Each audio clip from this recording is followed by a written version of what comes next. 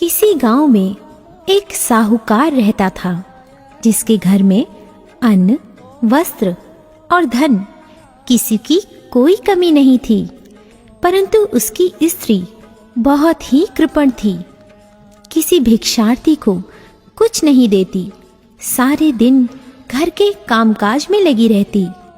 एक समय एक साधु महात्मा बृहस्पतिवार के दिन उसके द्वार पर आए और भिक्षा की याचना की।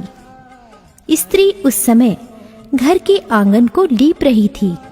इस कारण साधु महाराज से कहने लगी कि महाराज, इस समय तो मैं घर लीप रही हूँ, आपको कुछ नहीं दे सकती, फिर किसी अवकाश के समय आना।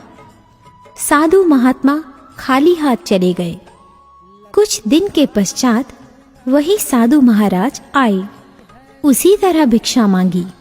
साहूकारनी उस समय लड़के को खिला रही थी। कहने लगी, महाराज, मैं क्या करूं, अवकाश नहीं है, इसलिए आपको भिक्षा नहीं दे सकती।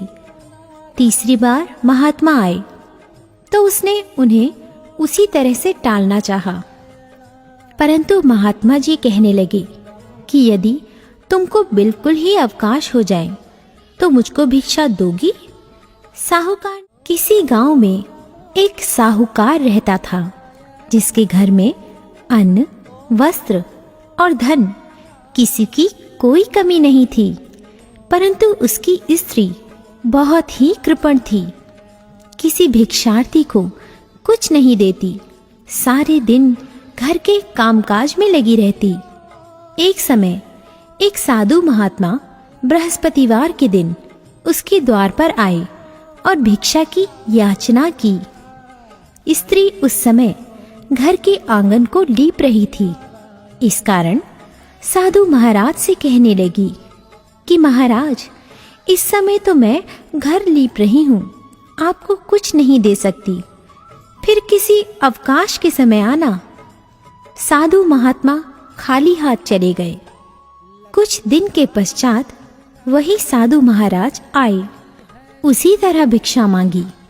साहूकारनी उस समय लड़के को खिला रही थी। कहने लगी, महाराज, मैं क्या करूं, अवकाश नहीं है, इसलिए आपको भिक्षा नहीं दे सकती। तीसरी बार महात्मा आए तो उसने उन्हें उसी तरह से टालना चाहा, परंतु महात्मा जी कहने लगे कि यदि तुमको बिल्कुल ही अवकाश हो जाए तो मुझको भिक्षा दोगी। साहूकार किसी गांव में एक साहूकार रहता था जिसके घर में अन्न, वस्त्र और धन किसी की कोई कमी नहीं थी। परंतु उसकी स्त्री बहुत ही कृपण थी। किसी भिक्षार्थी को कुछ नहीं देती, सारे दिन घर के कामकाज में लगी रहती। एक समय एक साधु महात्मा बृहस्पतिवार के दिन उसके द्वार पर आए और भिक्षा की याचना की। स्त्री उस समय घर के आंगन को लीप रही थी।